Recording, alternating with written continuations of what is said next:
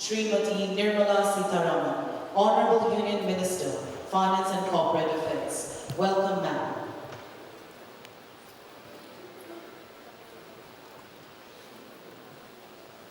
May we all put our hands together to honor and to appreciate on behalf of the state. Thank you, ma'am. Thank you. You may be seated.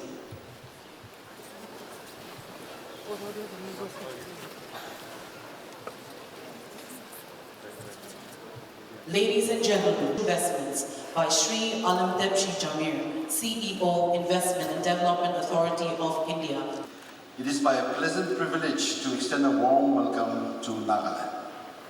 A salubrious climate, soothing green mountains, smiling faces with warm hearts is what we have to offer.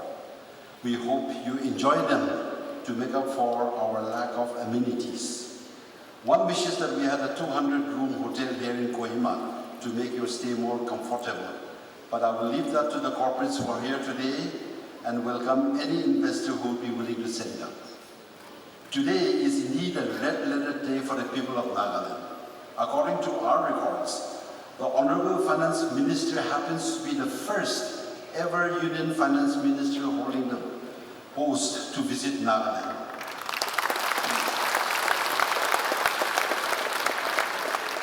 It is also historical in the sense that Madam is bringing the winds of change, ushering new thinking and new direction to the people of the state to focus on the corporate and private sector as an engine of growth and development. We are indeed grateful to the Honorable FM who has accepted the invitation extended by our Honorable Chief Minister and has further changed it from a simple CSR conclave to include banking and credit outreach and the ever important aspect of investment. Nagaland has a lot of promising potentials and strength. Our rich natural resources that include our biodiversity and mineral wealth. We have our locational advantage of foreign borders, for which our Honorable Prime Minister has announced the Act East policy. We also comprise a tribal people who are dynamic and resilient, who are simple and honest in outlook, and who have survived the centuries through the diligence, hard work, and grit.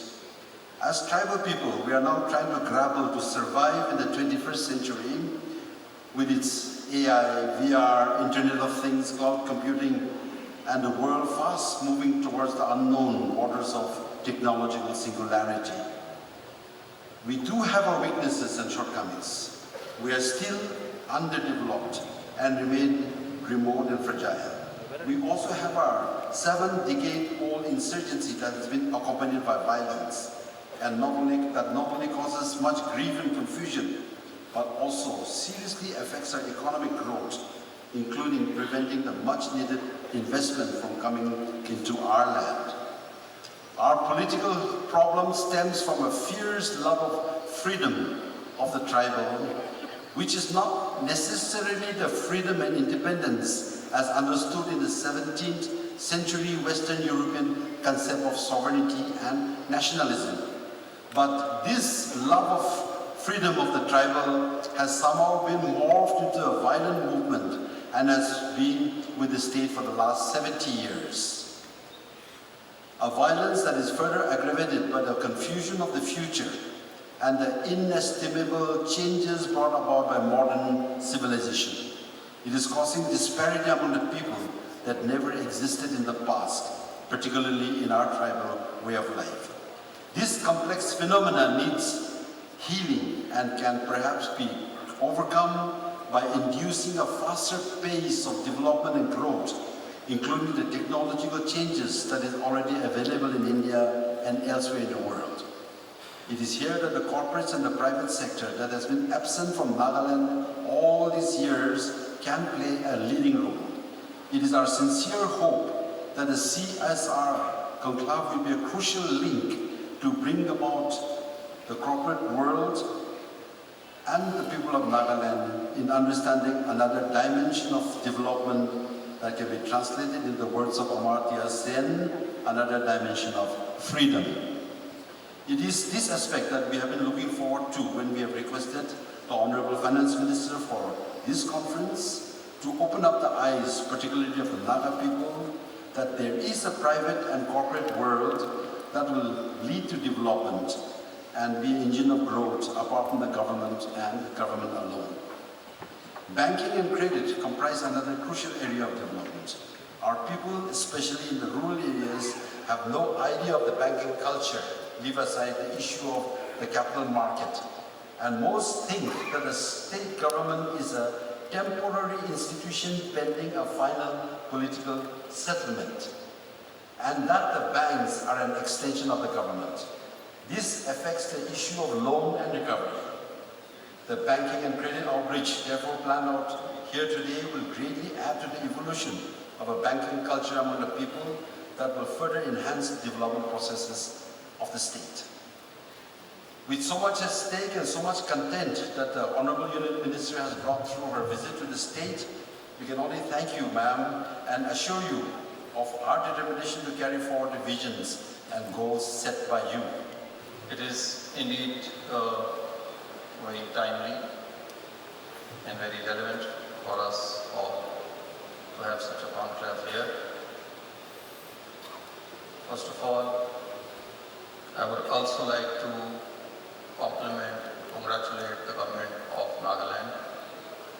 Over the last few years, they have taken a number of steps, and Nagaland state has on the agenda of development made tremendous strides. I was going through the Niti Aayog Northeastern region districts SDG index report that came out in 2021, and I was pleasantly surprised to find that most of the districts of Nagaland are in the leading categories, that is the front runner and the achiever categories, insofar as life on land, removing hunger, drinking water, and gender equality. These 4 SDG goals are concerned. And so, many congratulations to you, sir, on the various steps that you have taken in this regard. At the same time, there are also some pointers for us. I did find, of course, there are a number of other parameters and goals, especially innovation, industry and infrastructure. There is a lot of scope for improvement, and in that context, organizing this kind of a summit is indeed, as I earlier mentioned, very topical.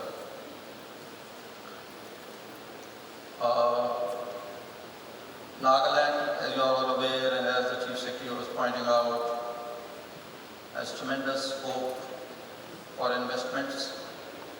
It is land to more than 4.5 lakh hectares of bamboo. As was mentioned, there are a number of minerals, whether it is limestone or whether it is magnetite or marble or even coal and crude, but it remains untapped. The potential is huge, but we find that it's not been exploited.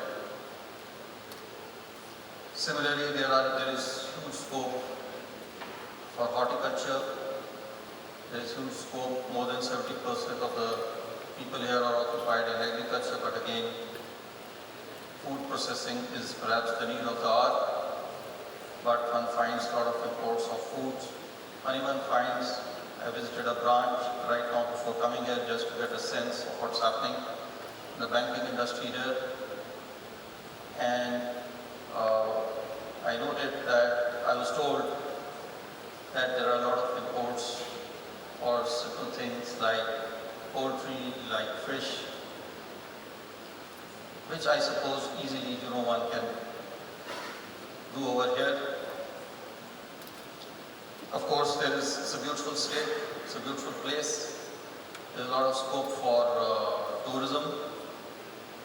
And we have, as was mentioned, a young population, more than 70% being in the workforce. it's a literate population. And so one finds it a little surprising as to why this huge potential remains unexploited. The growth rate of Nagaland was only 4.2% in the 8 years preceding the pandemic. It's encouraging to note that it has picked up. It was not so heavily impacted by the COVID as the rest of the world and the country, with only about a 2% dip. And back on that, a 7% increase last year in its GSTP as per preliminary estimates is an encouraging sign. In this context, as has been mentioned, I think all the leading industrialists are present over here. Many of the leading industrialists are present over here. This is an opportune time for all of us. It's a good state to invest, so I will also urge all of you to invest in this state, which needs investment. As noted earlier, the per capita income here is a little below the national average. They have set up Iran, they have set up a startup policy, so we have a government over here which is forward-looking, which is welcoming, and so it is in our mutual interest to partner with them. Insofar as the Department of Financial Services is concerned, we have over here a huge network of banking infrastructure. When we compare it with the national average, it's at par. There were some statistics given, on investment by my friend Moses, so I'm happy to report, insofar as the banking infrastructure is concerned, the number of branches, the number of ATMs per lakh population, per unit population here, is at par with the national average. I'm not saying that is enough. It's more than the northeastern region average. Honorable Finance Minister is going to inaugurate 4 of them tomorrow. In the last few years, I took down the statistics and I find that there is huge growth in all the schemes that are being implemented by the government. The CD ratio here has also, although low, has also improved over the last 1 year by about 2.5%, and we constantly work with the people of Nagaland to continue in their development efforts. In the end, I would only like to assure the people of Nagaland, the government of Nagaland, that we continue to work with them in their effort to develop this state. Thank you.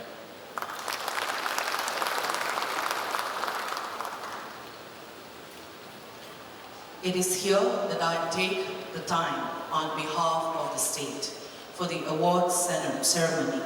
Now we proceed to the launch of initiatives with award ceremony, exchange of MOUs, and launches of the CSR initiatives. Under the vision of Honorable Prime Minister Shri Narendra Modi for Make in India and Atmanirbhar Bharat, and for carrying forward visions of esteemed speakers ahead of us, Startup Nagaland has been developing an ecosystem for entrepreneurs and investors.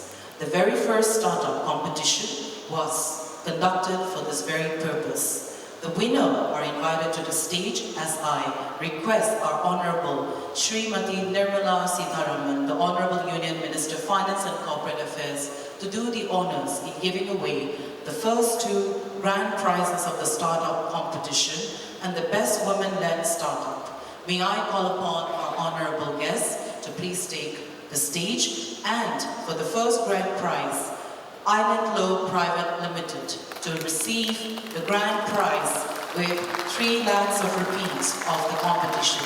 Ladies and gentlemen, may we all put our hands together for the first startup, Nagaland, and to be honored by our guest. As I request the grand prize startup competition winners to remain standing, may I also call upon the Best Women-Led Startup, Shiroy Lili, to please come for Nagaland with a cash prize of 1 lakh. May we all put our hands together in congratulating and also encouraging our winners. Ladies and gentlemen, and may I request everyone for the group towards a better course of development journey. We thank the donors and their thoughtful projects and invite other willing donors for forging partnership. Now I request Honorable Finance Minister Srimati Nirmala Sitharaman, Honorable Union Minister Finance and Corporate Affairs, to do the honors in dedicating these along with other impactful projects to the people of Nagaland in launching the projects. Ma'am.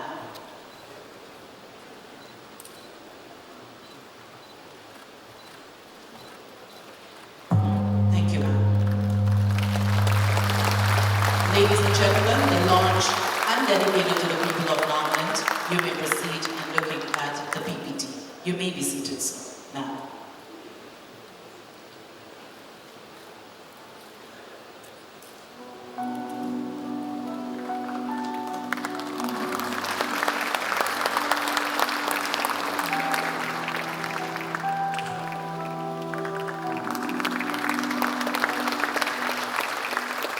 May I call upon the respective representative of the companies as I call out on you to hand over the MOU. May I call our Honorable Chief Minister, Sri Nipurio, to kindly accept. The first to go, may I call upon JK Trust. The next, CII. Clean. And the Northeast Small Financial Bank to do the honors in handing over the accepted and finalized MOU to our respective state head. And as we exchange, may I request the respective companies to kindly stay back.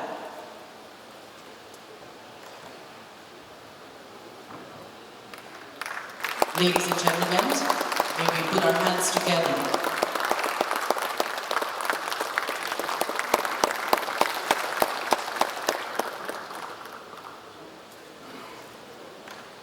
And as the handing over is continuing, may I also request the respective companies here in the conclave to kindly come for the group photograph as I call out on your name, and please stand on the staircases which will be led by our officials to meet you.